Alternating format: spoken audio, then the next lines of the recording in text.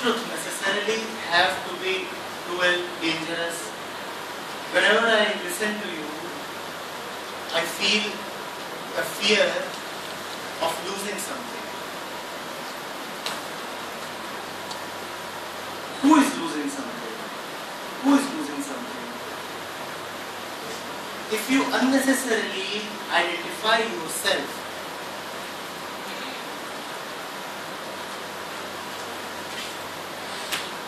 with somebody who has possessions, only then you will feel that you are losing something.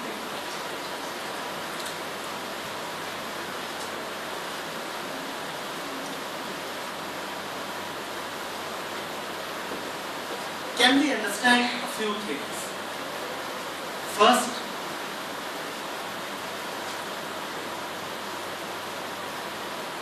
there is no need to take any of your possessions seriously, because what is really yours can never be taken away. You will be wasting your energy by being serious about it. See, you are feeling serious about something and you are a little afraid that you might lose it, right? You are saying when we listen to you, feel you might lose it. If there still is the fear that you might lose something, then that is proof enough that that thing is external, not really yours. You can use it for a while if needed. You can be with it, you can interact with it, but you need not claim to possess it, because it is anyway not yours. Had it really been yours, there was no question of it being taken away.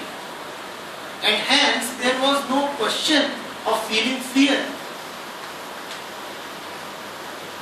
You couldn't have felt that fear.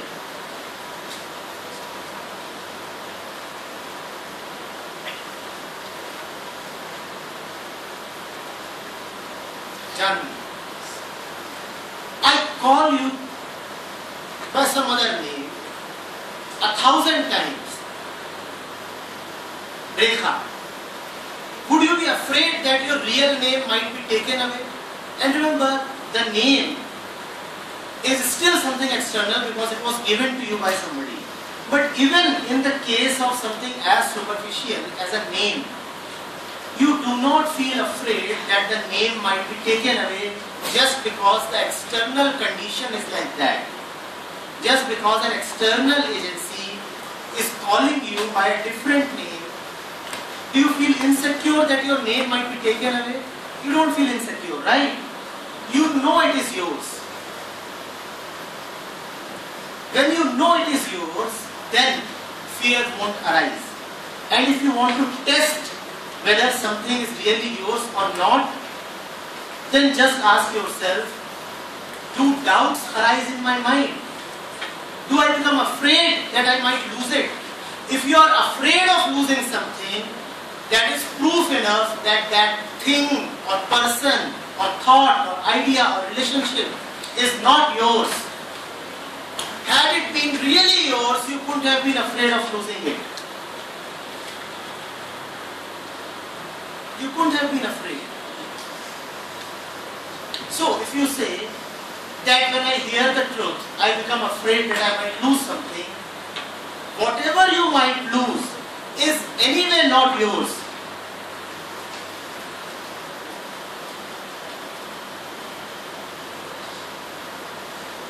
I'm not saying that you must throw it away. Let it be there, but don't take it too seriously. Don't take it too seriously. Whatever has come to you will be sooner than later taken away. And that is not bad news at all. That is not at all bad news. Because what is not yours, even if it is taken away, how can it be bad news? It only means that the load is relieved. You are unnecessarily carrying some burden coming from here and there. Now it is gone, so I can be relieved. But it appears bad news when you take it seriously, when you identify with it, when you feel that your very existence comes from things that the world has given you. I am asking you to realize that even if the world takes away everything it can give you, you are still wonderful. And that will give you so much of sureness and lightness. All your fear, all your tension arises because you are afraid that this or that might be taken away. But what can be taken away? Simply ask yourself, when was it mine? It surely came to me in the past. If it can come to me in the past, why must I wonder if it goes away in the future? Let it go away. It was anyway not mine.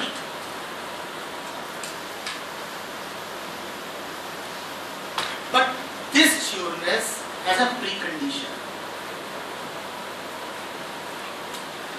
A man who feels that he has nothing will desperately clutch a 5 rupee note. A man who feels he has no money will desperately hold on to an old, soiled 5 rupee note. Why is he holding on to that 5 rupee note? Why is he holding on to that 5 rupee note? Because he feels that except this I have nothing. And when somebody will come to take that 5 rupee note, he will feel so bad. First of all, he will be very afraid that this might be taken away at any time. And when it will be taken away, I will become worthless. Because that's the only thing that I have. Second, it can actually be taken away. It's a 5 rupee note. Somebody can take it away. But if the man comes to know that he is a billionaire and his riches are so secure that nobody can touch them. He is a multi-billionaire and his riches are so secure that nobody can touch them. Will he still hold on to this 5 rupee note? Will he still say that, sir, whenever I hear you, I feel that your words are cruel and dangerous and something will be taken away? He will say, no, I have a great richness within me, and if you want to take this 5 rupee note, you can take it away. He will not feel bad when 5 rupees are taken away, and he will not feel great when 5 rupees are given to him. To not to identify with the external, first of all, you need to have a great faith in the internal. The question that you must ask yourself is, do I have that faith in the internal?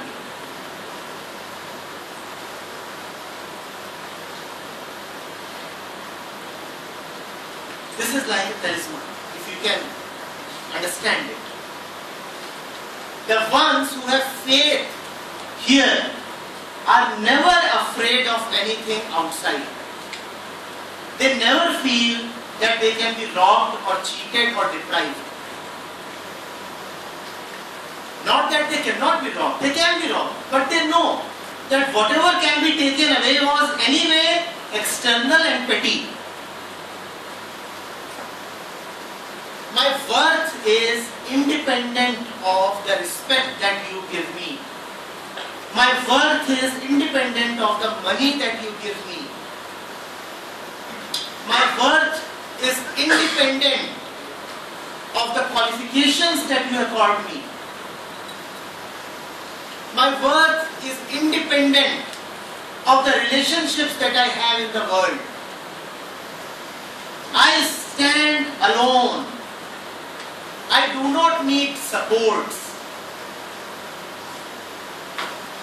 That does not mean you are arrogant. That only means that you feel complete within. that you are not trembling and shaking.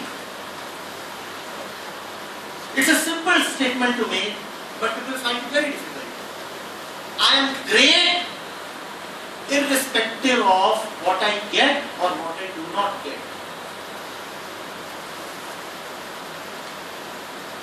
I might run in a race. If I win the race, I am great.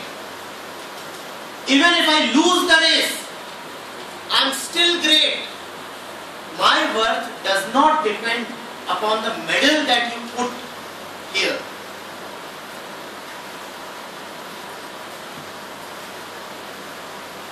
I'll work, and from that work some money might come. If money comes, it's wonderful. And even if money does not come, I'm still great.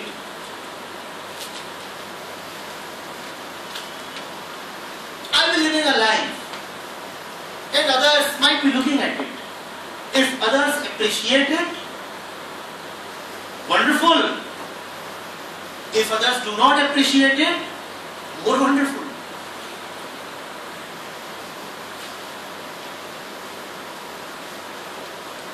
Now nothing can be taken away from you. Nothing can be taken away. Now you won't feel afraid of the truth.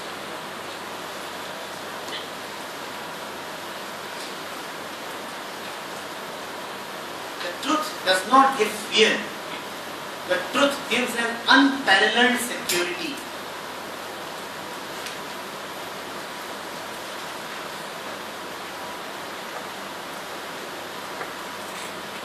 You see, we want to act cool, all of us. Is that not cool? Very, very cool. Ultra cool. I'm always cool. If it's cool outside, I'm cool. And even if it's very hot outside, still there is something here that remains cool. That is freedom. And now you won't be afraid that something might be taken away. Cool, isn't it?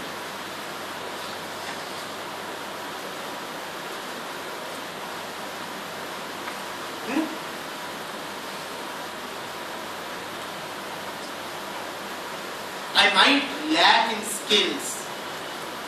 I might lack in knowledge, and everybody lack in knowledge. Is there anybody who has all the knowledge? Is there anybody who has all the skills? Is there anybody who can be called the epitome in any field? Is there anybody whose records will never be surpassed? Is it possible? Is there any peak that will never be climbed again?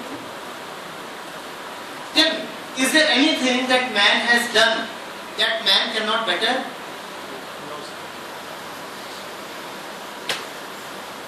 So I might lack in this, I'm still great.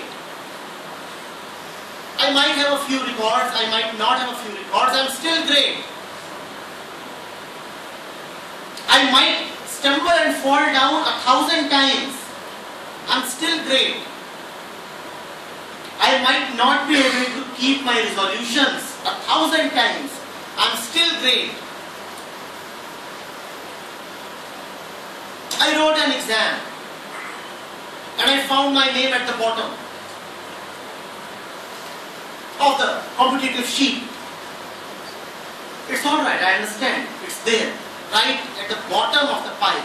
But I am still great.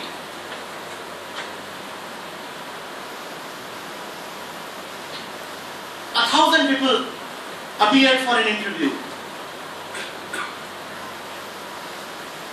I was not among the ones who got selected. Doesn't matter, I am still great. And let nobody come and tell me that I am worthless because I could not achieve this or that. And if there are people around you who keep telling you that you are worthless if you do not achieve, then get rid of those people. They are diseased and they want to spread their disease.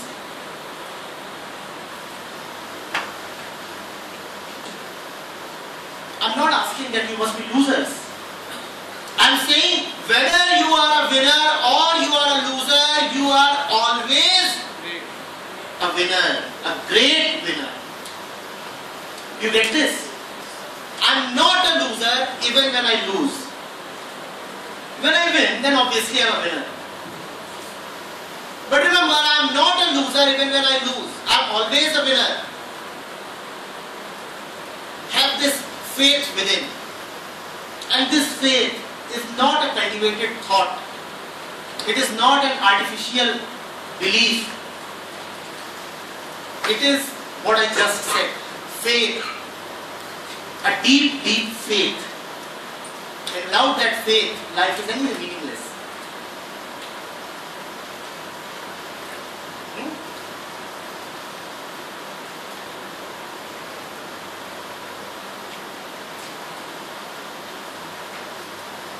There is nothing.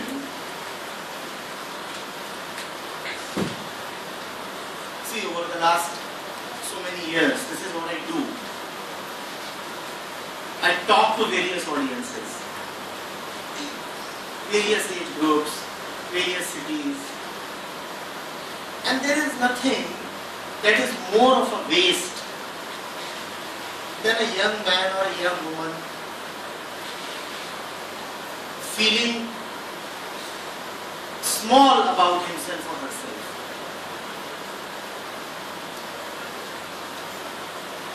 Feeling inferior.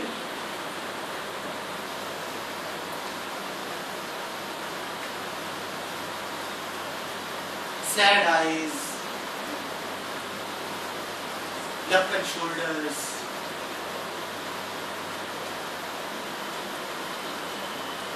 sagging faces.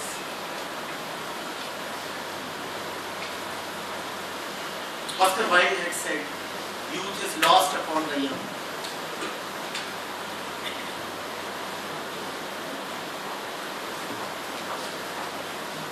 Have you seen a young tree? You know what it means to be young. It does not mean to be in doubt, self-doubt. To be young means to be what you are, to be fully expressed, not repressed.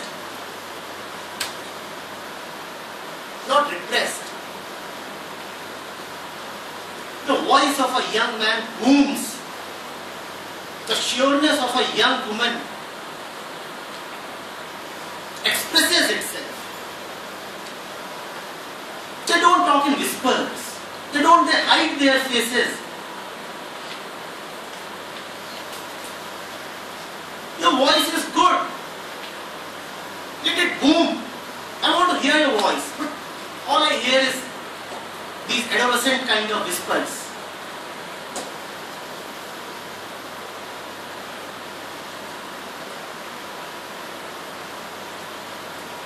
Your face must radiate the energy, the vigor of being. Instead, it is caught in self-doubt. If there is one entity you don't have any faith in, it is yourself.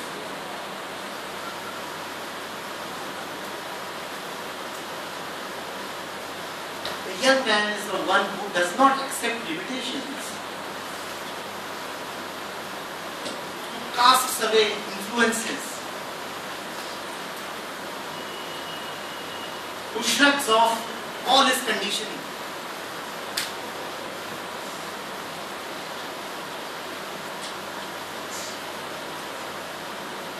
He is the greatest announcement of existence. I am. And I keep searching for that young man, that young woman. Rarely do I find him or her. Rarely. All I get to see is caricatures. Terrible caricatures.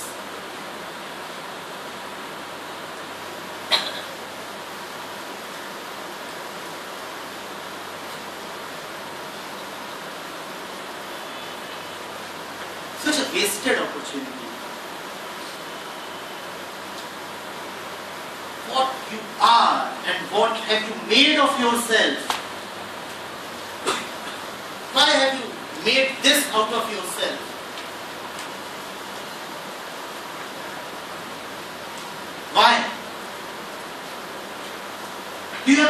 idea of your greatness? Why are you acting like a pervert? Do you have any idea of the godliness within you?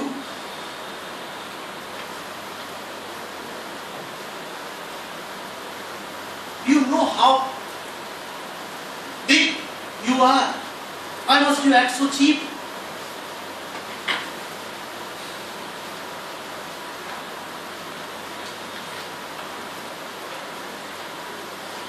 And look at the faces of the women, decked with this and that. Because you have no knowledge of beauty.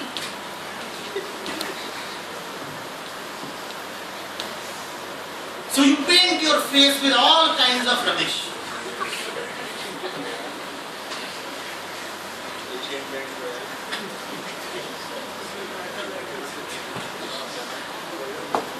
You paint your face and your mind, your entire being, painted, artificial, cosmetic.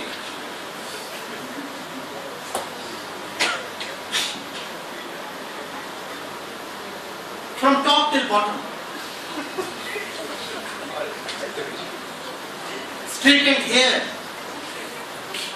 and pedicured nails, and everything in between is also cosmetic.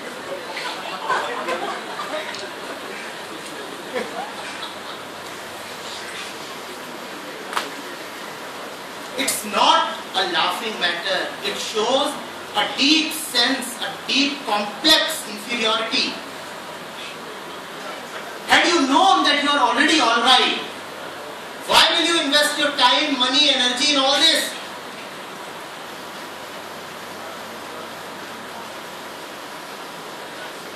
Who taught you that you are ugly?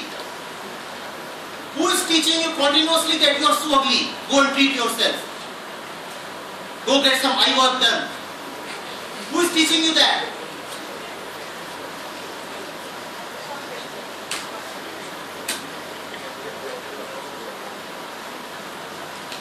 He cannot be a well-wisher.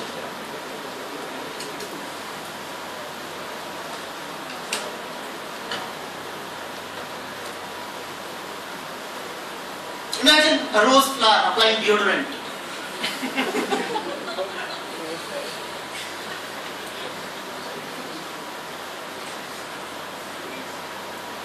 Jasmine spray. A rose flower is a rose flower. What does it need a jasmine spray for?